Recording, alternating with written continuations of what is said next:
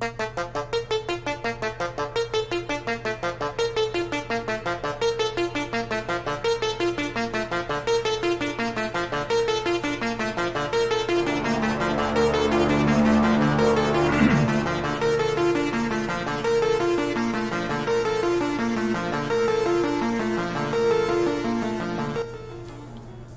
and welcome to another episode of a Wicked Parley. Tonight, we're going to be taking a look at dark psychology. What's it about? What's going on with it? We're going to get into it in a little bit. But first, before we get too started into things, I'd like Rose to go ahead and tell us a little bit about some of the definitions that we're going to be talking about tonight. Yeah, so currently we have 3. First off, I don't have a Merriam-Webster for this one this time. So for this one, what is dark psychology? While psychology is the study of human behavior and is central to our thoughts, actions, and interactions, the term dark psychology is the phenomenon by which people use tactics of motivation, persuasion, manipulation, and coercion to get what they want. Oh boy, and aren't those just some fun words? Aren't they? So to help get a little bit of a better understanding, we've got a couple of those. Specifically, one of them being coercion, which is the act, process, or power of coercing. Which, if we go ahead and click here. 1. Yeah. So the one we're going with is to compel to an act or a choice. Would you say it's typically one that's usually against what they were originally wanting? Not necessarily. I think that coercion can happen in a variety of ways, and so I would say that as many situations as you can imagine that a person is being coerced that they would be against, you also find people who are being coerced that are agreeing. An example of this is when someone takes a bribe. Makes sense. And then the other one, the second or third definition, is manipulate. Specifically, to be here, to control or play upon by artful, unfair, or insidious means, especially to one's own advantage. Mm-hmm. What are some just basic examples that you can think of?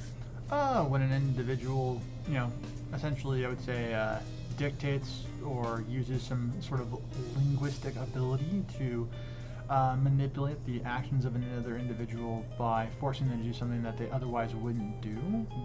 By so doing be such as let's say a wife manipulating the husband to perhaps buy the lavish, let's say nails, something or other, or some sort of articles of clothing perhaps, and the guy's just all I don't really want to do this, but then she's does the whole pouty look, and you're okay, well I guess that's what's gonna happen now. Pouty fish lips. Yeah. Hi, host. Hi, welcome, host. Alright, so those are those are the definitions we have today. Yeah. Alright. Yeah, so, just to touch on a few things, when it comes to dark psychology, one of the key things to understand about the idea around it is that it's kind of a pseudoscience. It was first created and adopted by authors to depict certain character traits in some of the writings and things like that for shows, plays, etc. And then it kind of took on a lot of the characteristics of what we'd see from behaviorism, but instead of looking at behaviorism as a whole, it kind of focused on negative values and traits of people, both men and women. So it's that's one of the main things to kind of jump into when we discuss dark psychology. We're going to be taking a harder look at both individuals, and we're going to try and get away from the pseudoscience element, away from the literary sorts of terminologies, and kind of look at it from a more scientific perspective, utilizing the lens of behaviorism to take a look at some of these things. Hi, Kyle. And welcome to the show. And for those who aren't watching live, if you guys have any questions, comments, concerns, go ahead and feel free to email the show, awickedparley@gmail.com. Or send it in the comments or something. We'll take a look at it and we'll get back to you. I think before we go on to break, which is going to be in a minute or so, one of the things that I really want to take a good look at, and hopefully we'll have a discussion about with the chat who's here, is understanding the instances by which perhaps you have done something that would be classified as dark psychology when it comes to individuals. So, maybe while you're seeing some of the questions over the break we're about to have, maybe consider that and throw them in the chat, and we'll respond to them in a short order. All right, I think we'll go ahead and go to that break right now. What do you think, Rose? I think one quick warning.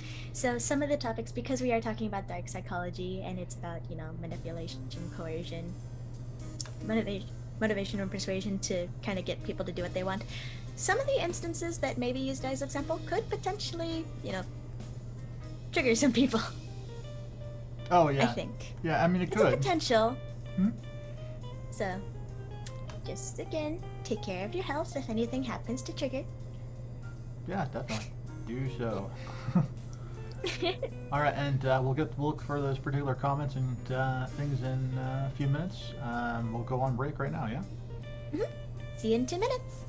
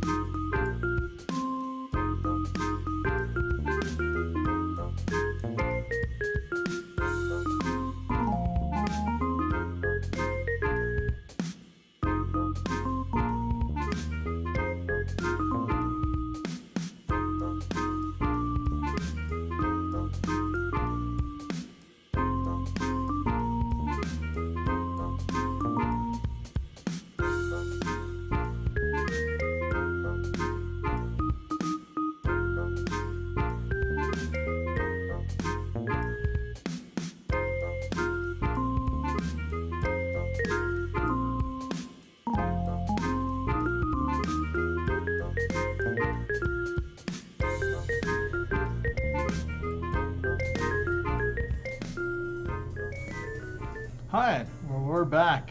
Okay, so to discuss some of the things that we saw in the chat beforehand. Host, that's congratulations. You got the refund from the AutoZone manager. Even after they said no refunds. Yeah, I mean, that's definitely, that's nice. I mean, it's a good feeling. I'm not sure if it's necessarily dark psychology, though, as maybe perhaps you're just using your charm, which is maybe not a form of manipulation, or is it? So, questions. yeah. Okay. All right. So, while we're talking about the situation, we're gonna actually have some game footage for people to watch. Yeah. So, shall we get started? Sure, let's get started. All right. Let's go ahead here.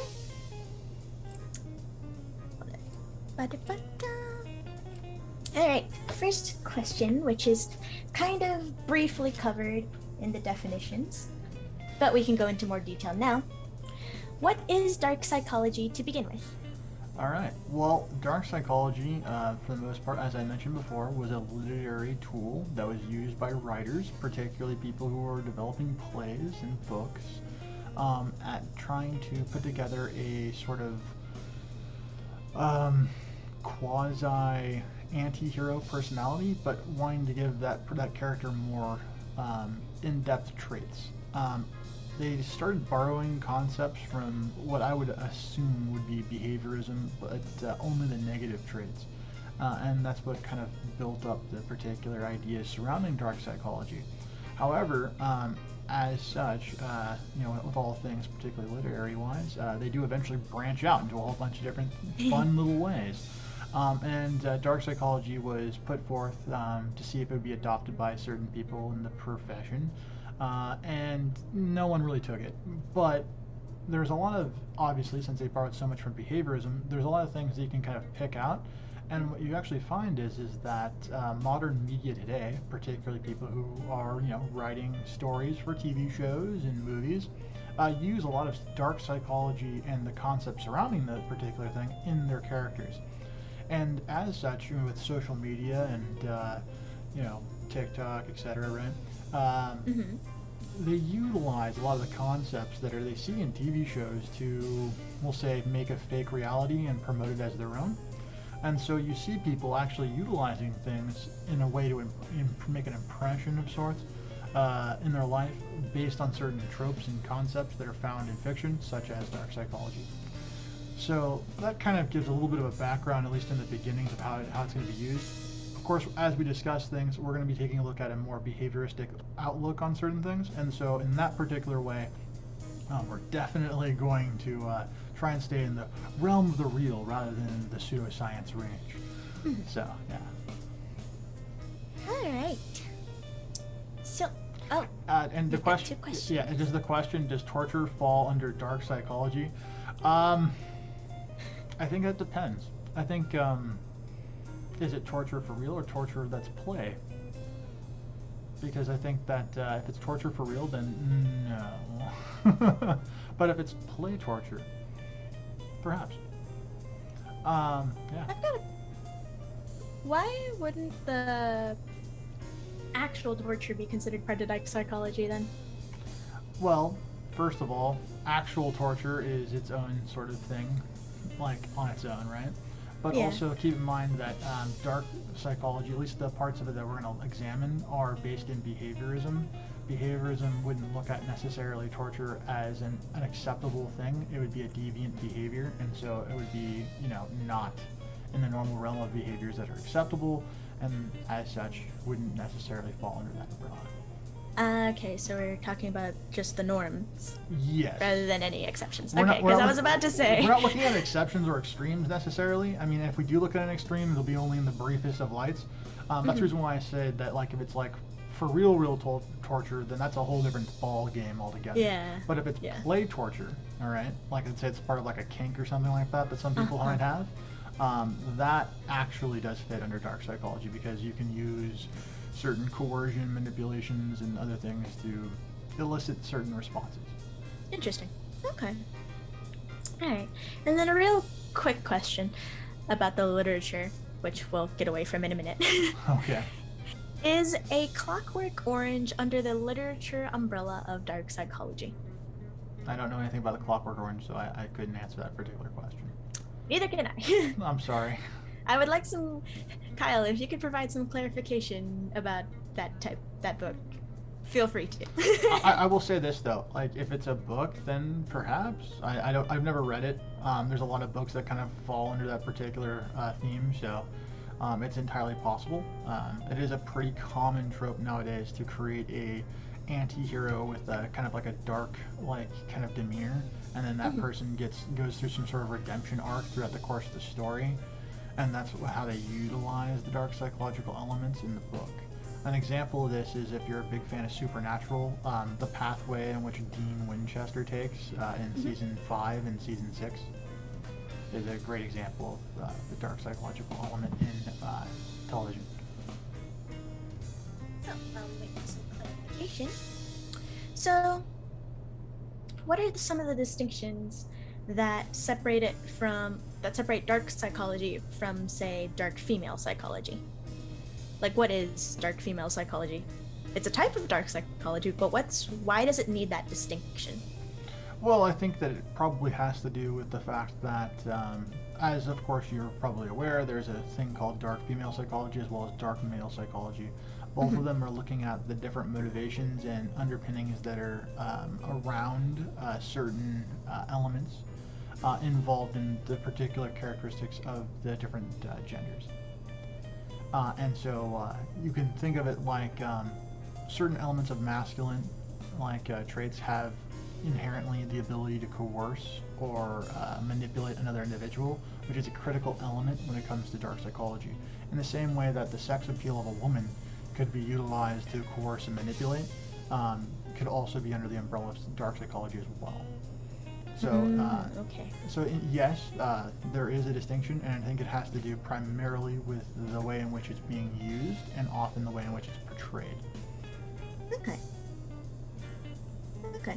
And would you say that these types of behaviors are more common in society and today, in comparison to the past, or? I kind of feel like that the answer to that is kind of like a mixed bag. I think it depends upon where you look. It would depend on if it's more or less.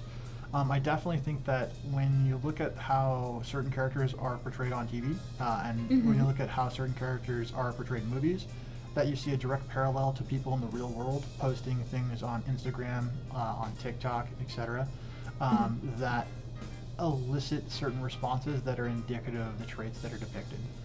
So I'm imagining it also depends on how much access you have to certain things. I would have to imagine that plays a huge role, because if you live, once again, as we discussed in previous episodes, if you live in a rural area and you don't have access to high quality internet, then the ability by which you can consume those particular elements of media are going to be limited based upon your connection and your speed. Yeah. Okay. So in addition to that, you covered a little bit briefly into dark female psychology. What about dark male psychology? What are how is it different? How often does the media promote those negative male traits, etc.? Well, I mean, I think that the promotion of these kinds of traits have been kind of idolized, I think, across the board for both genders, both male and female. Primarily because they put people in seats to go watch movies. They get views, so for TV and etc., right? The anti-hero has become the favorite because they can do the things that the heroes can't.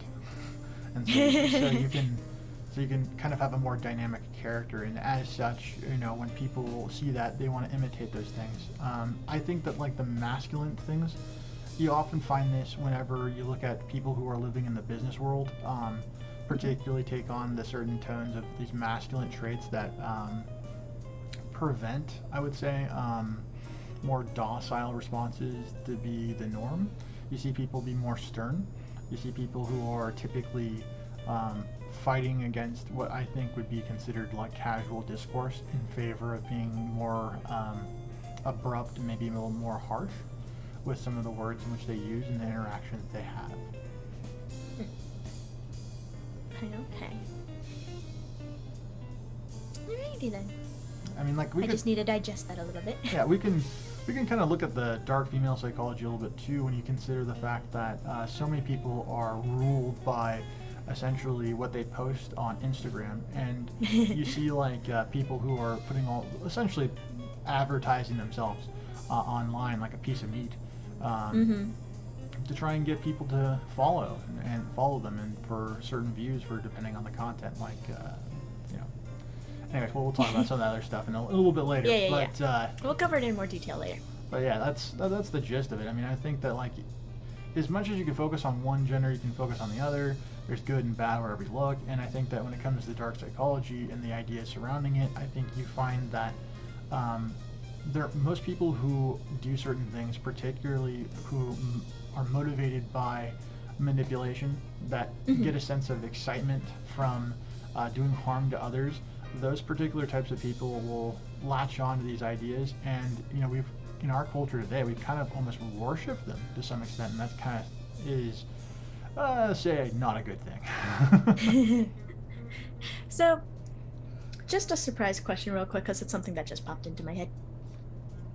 So the term dark psychology seems like it comes attached with quite a number of negatives. You could say that. What are are there any positives that come with dark psychology? Or will we get into that later? Oh, for sure. We definitely, there are positives.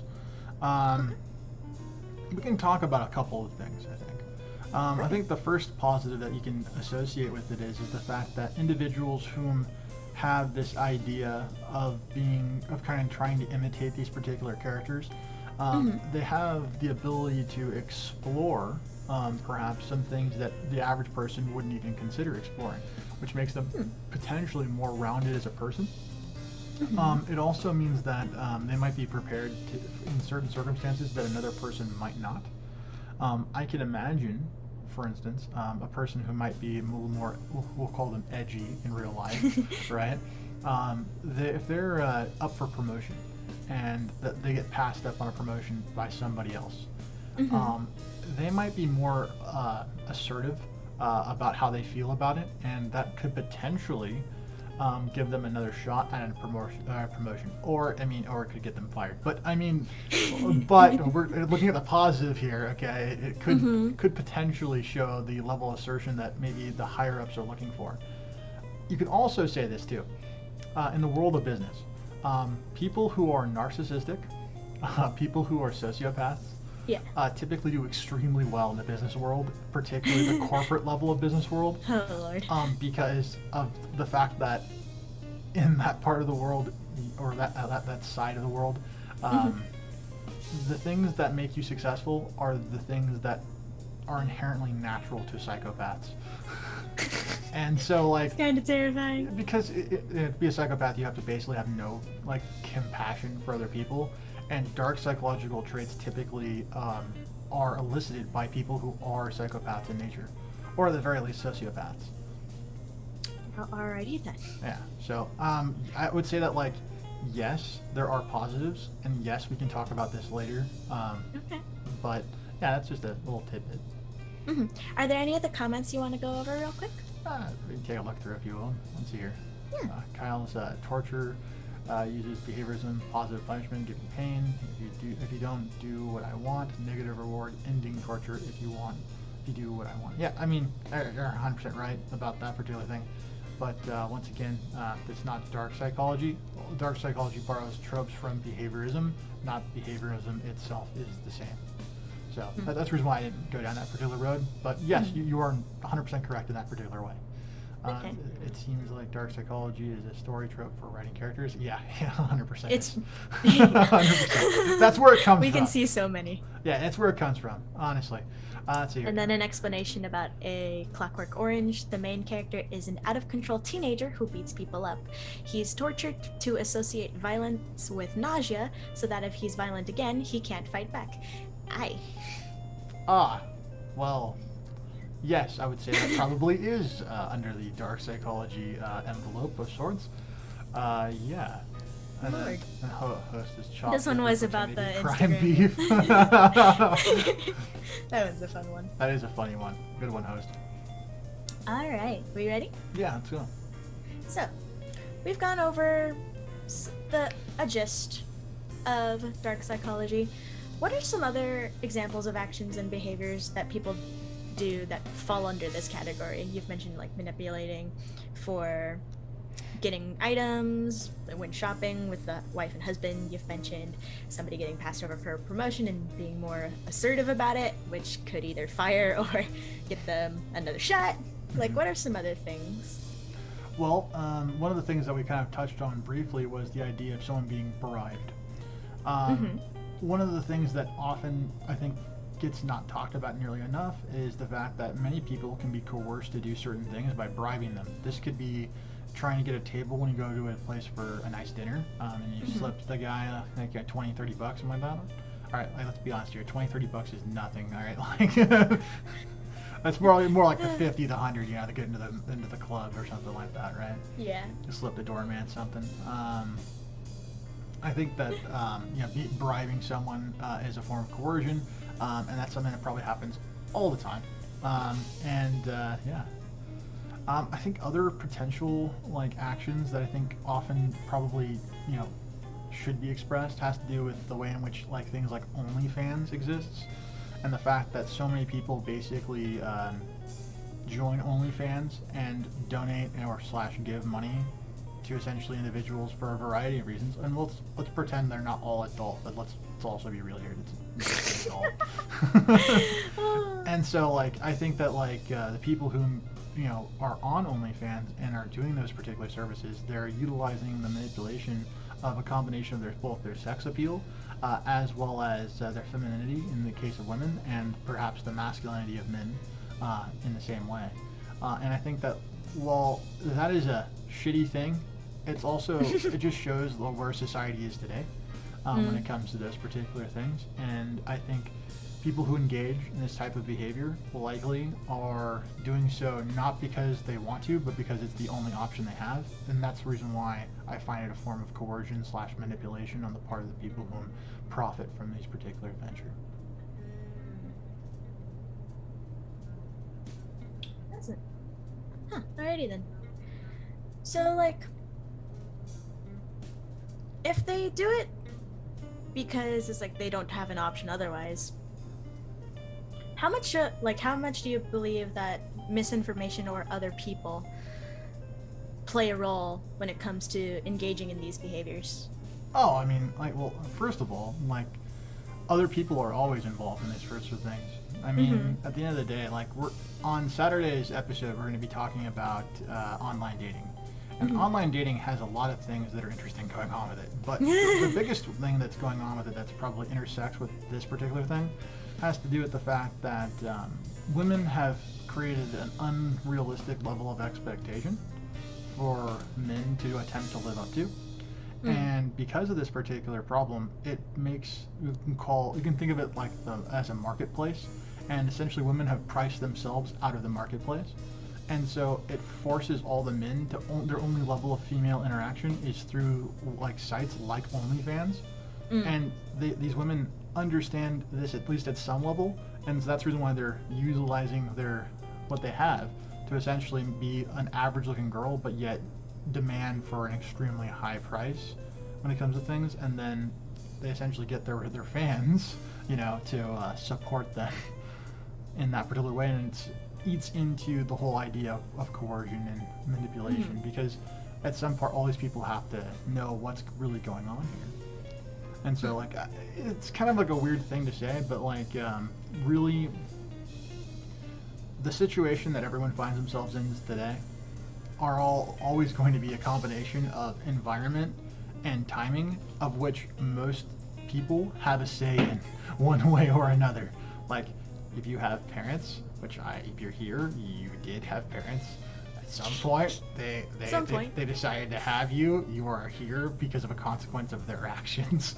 So, like, needless to say, that's one way to put it. Yeah. So, like, needless to say, you know, every single person has a reaction and an influence on other people, whether they want to admit it or not.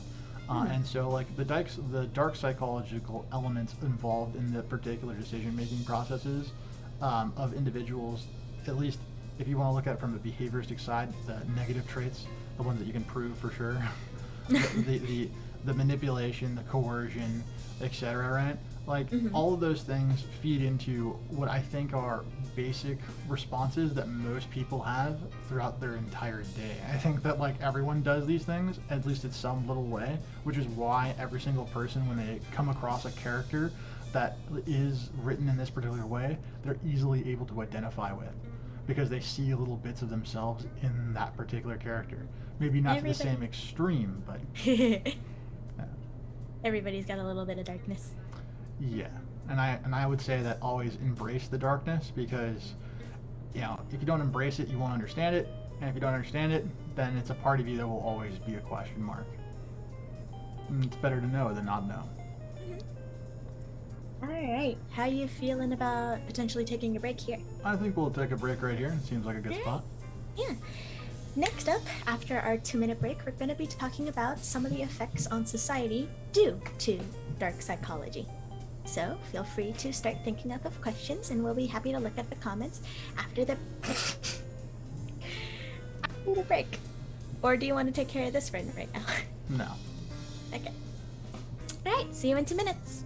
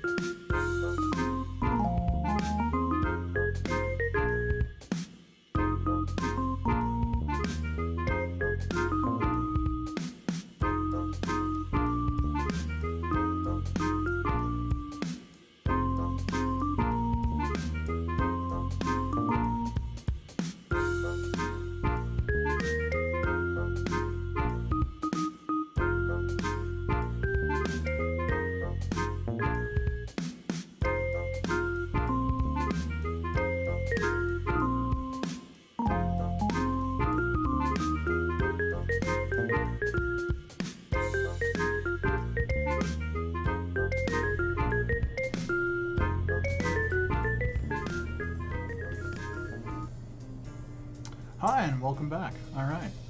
Hello. So, as Rose had mentioned before, we're going to be taking a look at society and how it might be impacted by dark psychology. Yeah. So, Rose, what's the first of the sections? Yeah. First thing is, how might society today help or hinder these actions and behaviors? All right. Well, society probably does not do a whole lot of things when it comes to being helpful to stopping anything, especially social behaviors. Look at the internet. The internet is an excellent example of chaos in motion. Oh, absolutely. Yeah, I think that if we were to judge civilization based upon what you see on Twitter, what you see on any of the major social media outlets, I think any person in their right mind would assume that this society as a whole is collapsing around us. We have no hope. Yeah. I have hope, however, that that's not the case. But I think that, like, at the end of the day, when it comes to dark psychology and the various things that are, it discusses, when it comes to at least the elements that are in the immediate culture, you have to take a look at the fact that politicians get bribed all the time. You get all sorts of people paying into politicians, funding their various, endeavors, all trying to ask for favors once they get elected into office. And you got obviously people who are on Instagram, on TikTok, on YouTube, sadly, all basically manipulating other people to gain following, to gain an audience, etc. Right? And I think that society hasn't done anything to put those people in check. In fact, you see like woke culture kind of fighting against the very values in which woke culture is claiming to defend. And so I think dark psychological tropes exist inside all forms of media, regardless of what you want to do about it. And the thing that I say media because really at the end of the day, at least in the West, modern media is analogous to our society as a whole. The way in which we present ourselves in these particular forms is the way in which we present ourselves to the world. And so I think that it's really kind of important to understand that when we embrace when we're okay with the idea that a person can shake their ass for 10 seconds and then that person gets paid X number of dollars because of a shit ton of views, we're allowing the system to do something that it probably wasn't intended for. I hope that wasn't what it was intended for, and definitely doesn't help. So I think that, yeah, it plays a huge role in just the society doesn't do anything to stop it. Not with how many editing programs there are out there too to like make everything seem perfect and like up to high expectations when reality is not like that. Yeah. Okay. If you had to take a guess, how many people do you think partake in these behaviors in comparison to the past? Like, would it be more because of the sheer amount of access that people have nowadays, or is it less because of like that's a hard rules and boundaries that people set? I don't know. That's a hard question to go about because like there's more people today than there have ever been, right?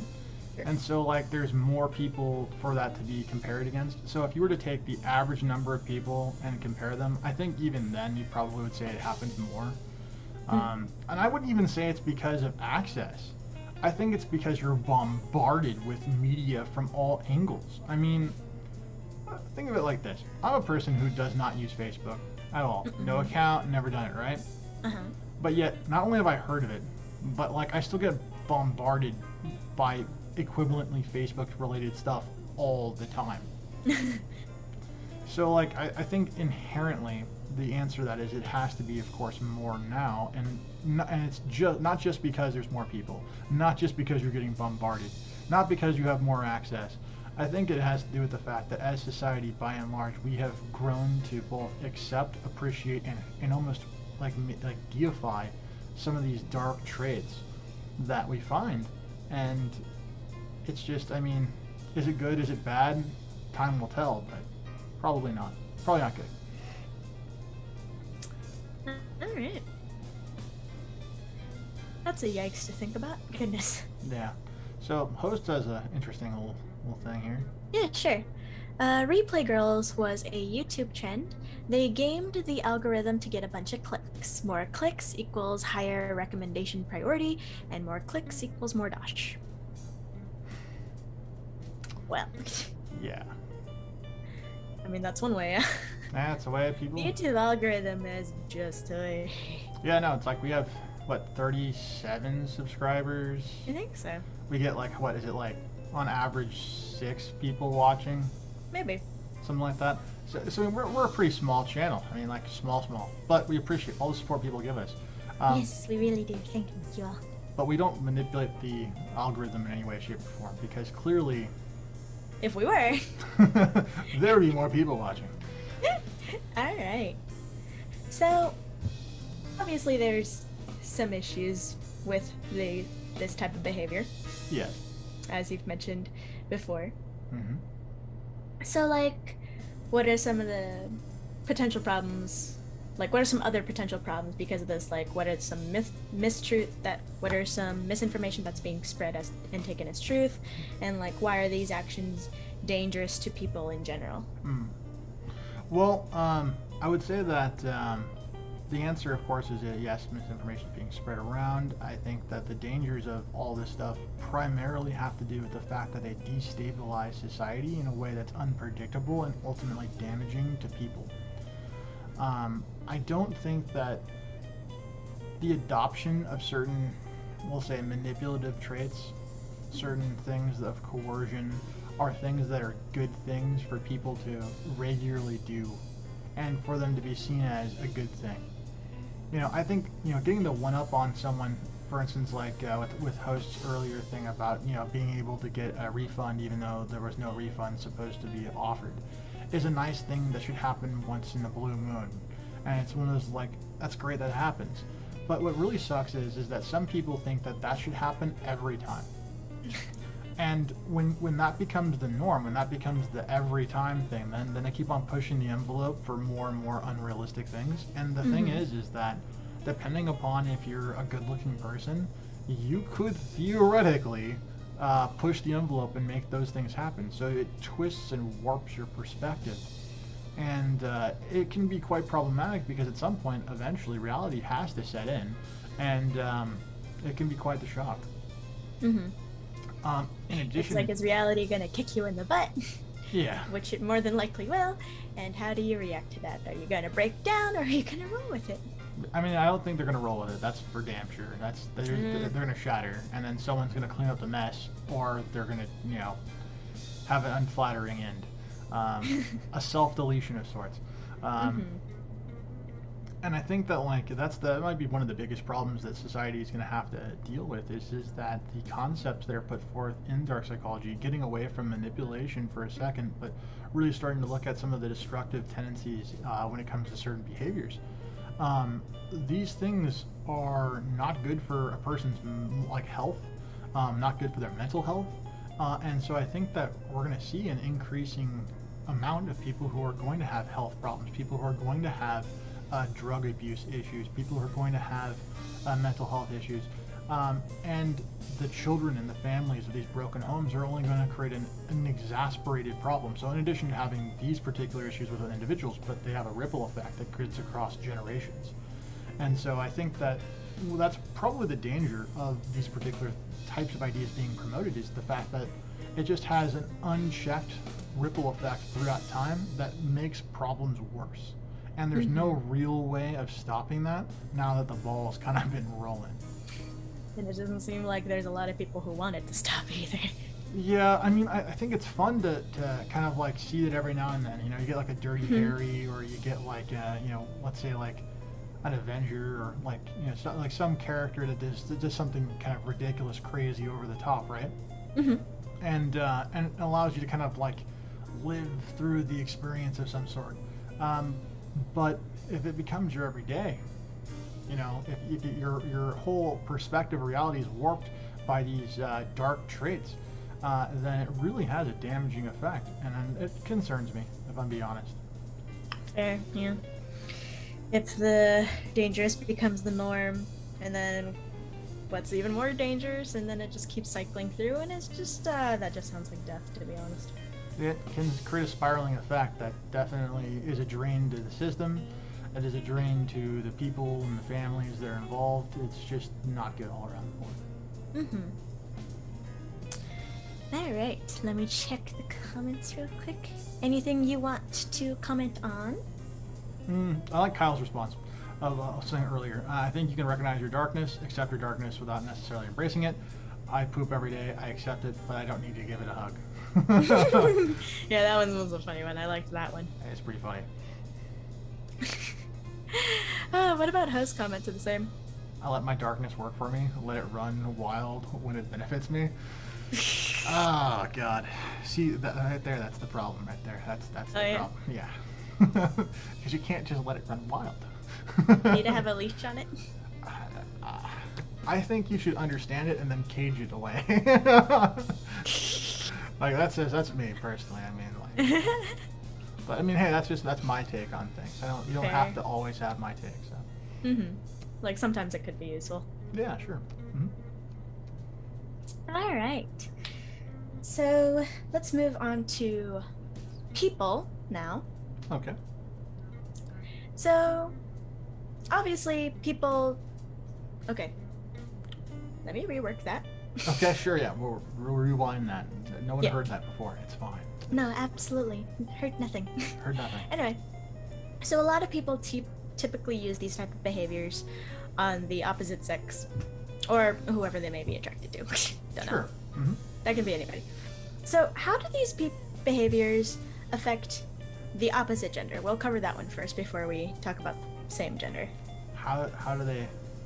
Like, how do these behaviors affect the opposite gender, whether that's on a personal level or as a whole? Like, say for instance, as you were mentioning before, females like choosing from a very small pool. Oh, I see what you're saying. Okay. Men and stuff like that. So Yeah, it's like, how does it affect these men or whoever they're trying to date and whatnot? Okay, so this is gonna affect. So just heads up, just know that we're probably gonna be double dipping here on the concepts here for Saturday. So more than likely. Just to accept that. Honestly, it divides individuals constantly. Like I said before, it creates a situation where one group has an unrealistic expectation of another group, and that other group has to constantly attempt to become equal to this crazy, ridiculous idea. Because at the end of the day, most women, right, if you look at human history, right, human history, I believe about something like 80-90% of all women who have ever lived have procreated, right? Do you want to ballpark it how many men over the course of history have procreated? To be safe, I'd say less. Okay, but like, as to like how much less, I'm not quite sure. Yeah, all right. So I mean, like, you'd think that like if about roughly somewhere 80-90% of women who have procreated, you think men probably also, right? It's pretty close. I mean, maybe it's less, but it's pretty close. Before, maybe. Yeah, okay. It would surprise you to know that 5 to 10% of all men who have ever lived have procreated. That is much lower than I originally imagined. Goodness. Yeah, that according to people who were looking at genetics and individuals, and if anyone's interested, I can pull up the actual information for you guys, and we can throw it in a future episode. Yeah, like they looked into the actual genetic history, and they found that when it comes to if you actually look at lineage, right? You can find that basically most male trees end most of the time, and that only the women's side seems to ever actually increase, which shows that women are incredibly selective about who the men that they allow to be intimate with, right? To produce children, and for good reasons. I mean, like there's absolutely good reasons. You don't want to have the person who has absolutely nothing in your tribe to offer. You want to find the person who can hunt the most, who is the safest, strongest, best catch to have children with, because it means that your village is stronger at the end of the day, right? Totally makes sense. But what happens is that you have that particular, like, we'll say, reptilian part of your brain that's going to be looking at that particular element, right? And then you compare it with this particular values that are thrusted on us in society today, and you find a situation where the idea of these expectations just is so out of hand and so wildly, inconsistent with reality that many people will never find partners because they don't want to settle for less. They don't. They're 35 years old women, right? That maybe they go to the gym. Okay, fine, but they're 35 and they're not settling for a guy who's basically a decent average guy. They want someone who's ripped out of their mind, or they want someone who's charismatic beyond all measure, or someone who makes a ridiculous amount of money, or in the crazier cases, someone who's all of those things. And so I think that so at least certain elements of at least the dark psychological elements have created this chasm of negative behaviors that are only rewarded by things that are detrimental to society as a whole. And they feed off one another, and they create this looping problem that causes a ballooning effect of more and more inequality and, frankly, unhappiness. Okay, so that was quite a large example about how female behavior affects the male gender. What about the opposite? What are some behaviors done by men that also affect women, whether negative or positive? Well, I think that there's a lot of self-destructive behaviors that are put forth by men that basically see the situation and problem, and essentially, instead of doing something about it or wanting to become that 1% type of guy, they intentionally destroy the lives of people around them. They also produce a variety of loud opposition sorts of traits that aren't helpful. I'm looking at you guys, Trump supporters out there. We're bad. Ow. All right. Also, I think that there's also a lot of just, I'm not going to say this is a good thing or a bad thing, but I would say there's a lot of reasons that men never have the incentive to grow up. They stay at home because it's cheaper, or maybe they rent a small apartment or something like that instead of buying a home. Maybe they spend most of the time playing video games or doing some sort of sports related thing rather than something that adds to society, because in most men's lives the motivation behind trying to become better is inseparably linked to trying to impress the opposite sex and finding a partner. And when you don't have those particular things, I think that most guys are gonna fall in one of two camps. They're either gonna be the guy who goes, I live to challenge my own limits, which will see a person, basically grow and do their thing without that motivation. Or there's the person who is without that motivation goes, well, I guess I just don't need to go to the gym today. I guess I don't need to eat right. Who cares? I'm just gonna sit back and I'm gonna play some video games, and I'm gonna have this bag of Cheetos just demolish this entire bag. I think that those particular things are things in which they affect things, and I think that they do it in a negative way, because when you don't have productive men in society, then women have even fewer men to choose from. So it's if you have high standards and yet all the potential suitors are these types of guys, then you're fighting for this one guy, and you might have to share him. That would be cycling effect. It just keeps getting worse and worse and worse. Yeah, and I think that it just kind of like I was explaining before, it kind of balloons out, right? If one person dips out because one person has this particular thing, then that's not a big deal. But when it happens to 10, 20, 30, 40, 50, 100,000, 10,000 guys, 100,000 guys, a million guys, it's it starts to get kind of out of hand. And now we're at a point, all right, a tipping point where most people are affected by these particular things in such a way that they can't even find partners in a traditional sense anymore. They have to go to exorbitant, crazy, lengths in order to find these things, and even then, sometimes they just don't work out. So it's I had planned on doing an episode about arranged marriages, and we didn't do it because I was so depressed by what I found. Oh no! So just out there, guys, and gals and everybody in between, work better to find ways of compromising in society. Don't let society dictate terms to you. You dictate the terms, and don't fall to peer pressure when it comes Very to dangerous. Yeah. So what's the next Yeah. section we got? So I think you kind of covered a lot of consequences of dark psychology if it's left unchecked. Yeah, probably at this point, yeah. Yeah, so how about we move on to how this would affect other like how does this affect future generations? Like you were mentioning before, you know, Yeah. what's going to happen what's going to happen to the elderly, the children, stuff like that. Well, I would say this. You know, at least in the West, we've seen this increasing rise of single mothers.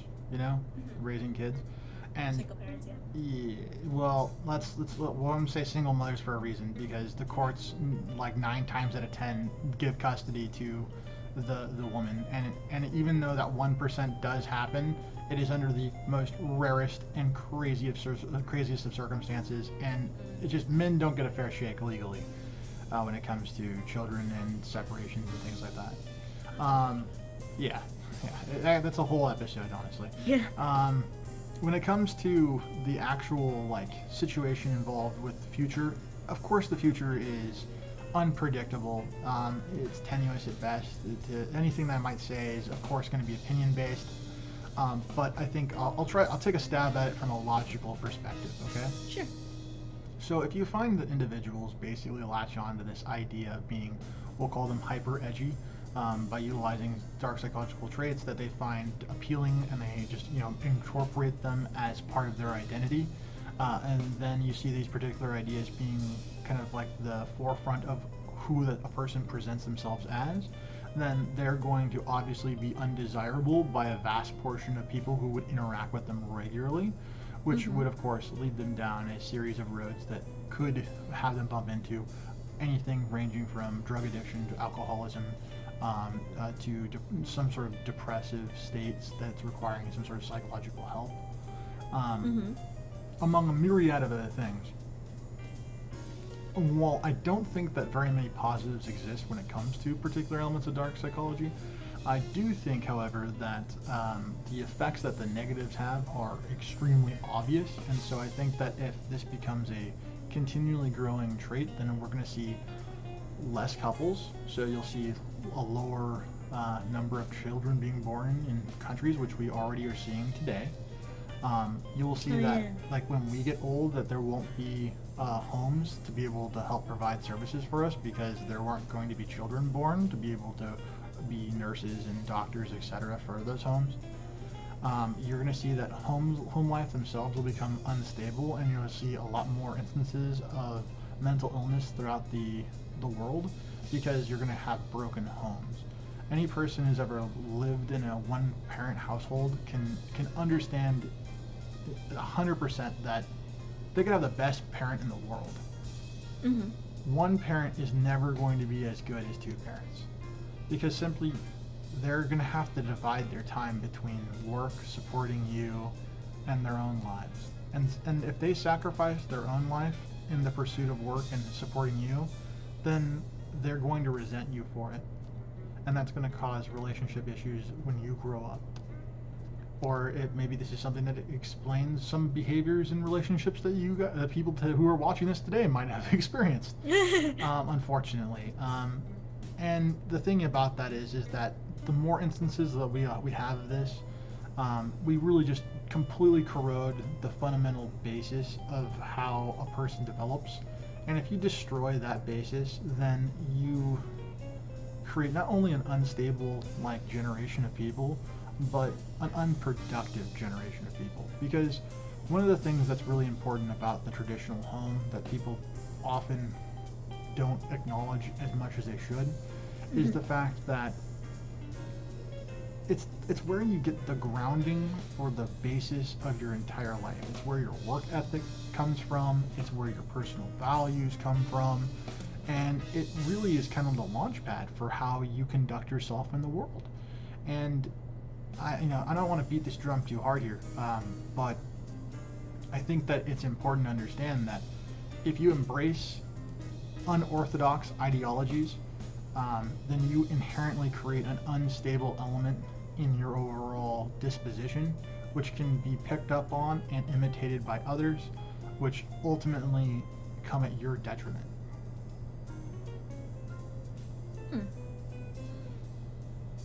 Gonna have to think on that.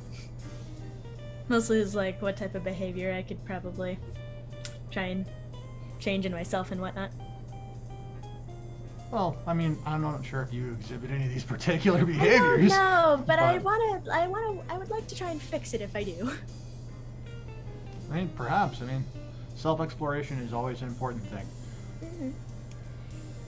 Alright, last thing to try and end this on a happier note. It's dark Attempt. psychology. Happy notes don't really exist. Actually, you know what? We'll end it on a happy note, but not in a way in which you think. Okay, so... You're getting my hopes up only to dash. Anyway. What do you think could be done to help either repair or start reversing the damage caused by these actions, if it's even possible? That's a tough question. That's a really tough question. Yeah, I know. I'm hoping there's something, but I'm not quite sure at the moment. You know, when I was a kid, one of the things that I really appreciated was that on public television, there was the Reading Rainbow. And this got me excited about reading books. It also promoted a lot of positive things about exploration of the world.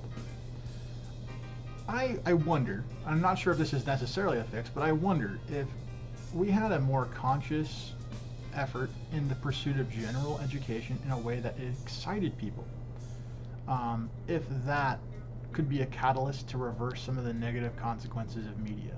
Because we've seen examples like the Cosmos be a way in which educational information can be provided in a way that is exciting. And I think that, like, you know, at least for when that was first being brought out, it was like a couple months of people being genuinely interested in the world and in physics and in science, and it allowed for a level of enlightenment that I think we haven't really seen in a long time across the board. I'm not talking about just like specific people. I mean, like, just the everyday average person was genuinely interested in science. I mean, I don't know if you guys remember this, but YouTube was covered with science channels, like related things in videos, like for a really long time because of those things. And so I think that might be a way for people to pull themselves out of maybe perhaps some of this pitfall here that we've created for ourselves. Because if people are focused on things that are in the real world, then perhaps their expectations of what is in that world that they're studying, they'll be more able to recognize, and as such, maybe not have unrealistic expectations, which kind of are at the cause of all these problems in the first place when it comes to at least the elements that people adopt from dark psychology, which is a great mouthful of words that hopefully you guys can untangle. It's kind of get grounded in reality. Don't keep your expectations to like fantasy or like not reality. Otherwise you'll be disappointed and potentially hurt more people than you'd help. Yes. And also, yes, the game theorist is a great, funny way in which you can, you know, get access to some things like science. But the game theorist does other things that are not scientific as well, so just heads up for that. Yeah, and so, you know, we're going to end this episode on a fun note, a little funny note for you guys. And the fun note is that we're currently developing a series of specials for the holidays that are going to be quite entertaining for you guys. And since you guys made it to the very end of this particular episode, I'm going to give you one little tiny snippet of information that you guys can look forward to. It's going to be a parody of The Daily Show. Oh my gosh, this one, yeah. So, hopefully that was enough of information for you guys. And if you guys don't know what The Daily Show is, then I'm sorry. But hopefully you'll stay tuned. We'll look forward to discussing online dating with you on Saturday. And I hope that you have a great evening. See you in the next one, everybody. Later.